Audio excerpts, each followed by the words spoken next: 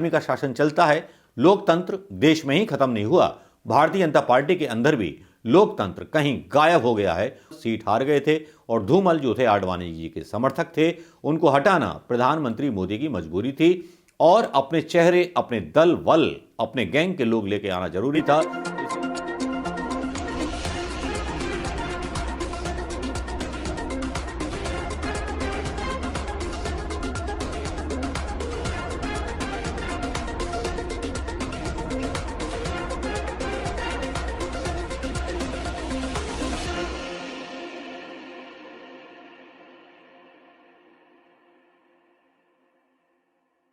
200 में मनोज कुमार शर्मा एक बार फिर आपके बीच में बड़ी सनसनीखेज खबर कि भारतीय जनता पार्टी के सूत्रों के द्वारा आ रही है, गुप्त सूत्रों के द्वारा, कि बदल सकती है भारतीय जनता पार्टी 3 मुख्यमंत्री। जो वर्तमान में 2 मुख्यमंत्री हैं और एक मुख्यमंत्री का चेहरा जो रिप्लेस हो जाएगा। प्रधानमंत्री मोदी की अपनी सियासत की एक अलग जगह है। प्रधानमंत्री मोदी जी अपनी सियासत को अलग तरह से तोलते हैं, चाहे वो विपक्षी हों या वो विपक्ष के वो लोग हों जो कभी मोदी जी के खिलाफ रहे हों। अब इनमें सबसे ऊपर नाम आ रहा है शिवराज सिंह चौहान का, और जिनके अपोनेंट खड़े कर दिए गए नरोत्तम मिश्रा। मध्य प्रदेश के अंदर सुनने में आया है कि बहुत जल्दी रिप्लेस कर सकते हैं। इसकी एक बानगी उस समय देखने को मिली। अंदाजा लगा सकते हैं, प्रधानमंत्री की बॉडी लैंग्वेज ऐसे ही नहीं होती। प्रधानमंत्री मोदी जी मूर्तियों का जायजा ले रहे थे, आदिवासी की एक प्रदर्शनी को देख रहे थे। आदिवासी मूर्तियों को रेलवे स्टेशन पर जहां हबीबगंज का नाम कमलापति रखा गया, वहां पर वो घूम रहे थे। शिवराज सिंह बराबर में आए, उनके फोटो फ्रेम में जैसे आए, उनके बॉडीगार्ड ने उनको हटा दिया। इतनी बड़ी भयंकर बेइज्जती शिवराज सिंह चौहान की। जो शिवराज सिंह चौहान उनके बारे में खुले मन से बोले थे, जो किया है मोदी जी ने किया है, वैक्सीन बनवाया है मोदी जी ने बनवाया है, वरना पहले वैक्सीन बनता ही नहीं था। सरासर झूठ बोल रहे थे। मोदी भक्ति में इतने अंधे हो गए शिवराज सिंह चौहान, उन्हें अपना मान अपमान याद नहीं रहा। वैसे कभी कांग्रेस के प्रधानमंत्री राजीव गांधी पर आरोप लगाया था खुले मन से मोदी ने कि मुख्यमंत्रियों की कोई इज्जत नहीं होती थी। राजीव गांधी के जमाने में मुख्यमंत्री को बुलाकर के डांट दिया जाता था। लेकिन यहां पर जहां एक तरफ प्रधानमंत्री मोदी जी लोकतंत्र की बात करते हैं, मन की बात करते हैं, वहां अपनी ही पार्टी के एक मुख्यमंत्री को इस तरह से उन्होंने नकार दिया कि वो वाकई में काबिले गौर था, देखने लायक था। शिवराज सिंह चौहान की बेइज्जती नहीं हुई, एमपी के उन सारे भारतीय जनता पार्टी के कार्यकर्ताओं की बेइज्जती हो गई जो शायद ही ऐसी आशा नहीं करते होंगे कि मोदी ही एक हो वैष्णवा, यानी कि एक ही भगवान है मोदी, ना शिवराज है ना कोई दूसरा तीसरा हो सकता है। अब दूसरे बाकी की तरफ आते हैं। क्यों होगा, क्या होगा, ये बाद में करेंगे विश्लेषण। दूसरे बाकी की तरफ आते हैं। योगी जी ने एक जमाने में अपने प्रचार पोस्टरों से मोदी जी का चेहरा हटा दिया था। उस बात की खुंदक मान करके दिल में बैठे हुए थे प्रधानमंत्री मोदी जी और मौके का इंतजार कर रहे थे।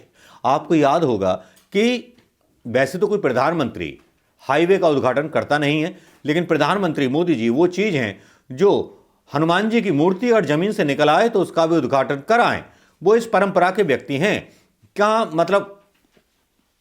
मतलब छपास रोग बोलते हैं ना, छपास रोग मोदी जी को लगा हुआ है, फोटो रोग भी मोदी जी को लगा हुआ है, सेल्फी रोग भी मोदी जी को लगा हुआ है। और उसके चलते वो जो थे, ना तो राजनाथ सिंह गए, ना कोई बड़ा नेता गया, ना दलबल गया, खाली मोदी जी गए, अकेले गए, ना अमित शाह थे, ना कोई थे। योगी जी वहां भी उनकी तारीफ करते हुए नजर आए। प्रधानमंत्री मोदी जी के नेतृत्व में हम ये करेंगे, वो करेंगे, फलाना करेंगे, ढिमकाना करेंगे। इतना सारा कुछ मतलब समा बांधा और सरकार के 23 से 30 करोड़ रुपए तक खर्च कर दिए। खून पसीने की कमाई योगी जी ने यूपी की जनता की इस रैली में खर्च कर दी।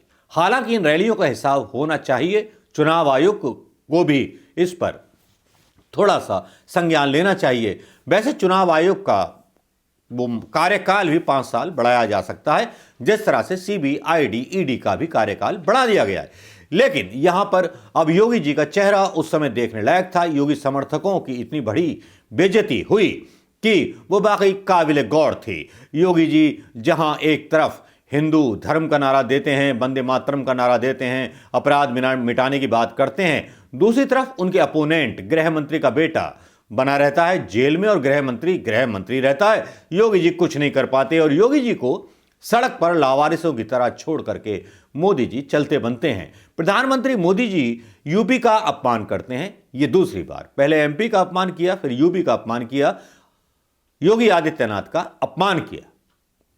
उनकी अकड़ और अकड़ में उनको चलना और मुख्यमंत्रियों को कुछ ना समझना, यह बताता है जिस तरह से पीछे चल रहे थे योगी जी, वो वाकई में सोशल मीडिया पर आज काफी वायरल हो रहा था वीडियो। योगी जी बेचारे नजर आ रहे थे मोदी जी के सामने। भाई गलती तो योगी जी की है कि फोटो क्यों नहीं लगाया था, फोटो नहीं लगाया था तो चिढ़ गए मोदी जी।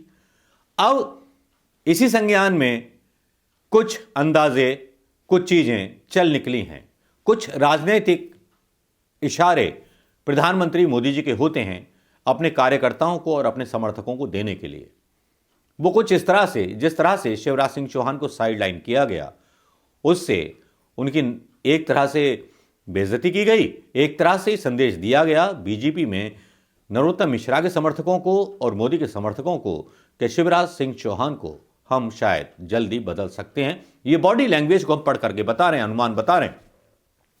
और दूसरी तरफ जहां योगी जी मोदी जी की कार के पीछे पीछे पैदल पैदल चल रहे थे, इतना अपमान एक संत का। वैसे तो हिंदू धर्म का इतना सम्मान करते हैं प्रधानमंत्री मोदी जी, गंगा का सम्मान करते हैं, यूपी का सम्मान करते हैं, लेकिन योगी जी पैदल पैदल घिसट रहे थे। जिस तरह ऐसा लग रहा था कि वो मुख्यमंत्री नहीं, एक मामूली से कार्यकर्ता हैं। कार्यकर्ता और प्रधानमंत्री में भेद साफ नजर आ रहा था, तानाशाही में और एक गुलाम में भेद साफ नजर आ रहा था। तो अब अंदाजा लगाना मुश्किल नहीं है कि योगी जी को रिप्लेस कर सकते हैं। योगी जी को अकेला छोड़ दिया है, यह संदेश यूपी में मोदी जी ने और शाह ने अपने समर्थकों को दे दिया। अब आते हैं राजस्थान। राजस्थान में वसुंधरा राजे हालांकि विपक्ष में हैं, लेकिन विपक्ष के नेता गुलाब चंद कटारिया जो हैं वसुंधरा राजे को किसी भी जनसभा में नहीं बुलाते हैं। उनका बायकॉट पूरी तरह से कर दिया गया है। भारतीय जनता पार्टी में अमित शाह के चढ़ाए हुए नेता जितने भी हैं वो वसुंधरा राजे को बाबा जी का ठुल्लू दिखा रहे हैं।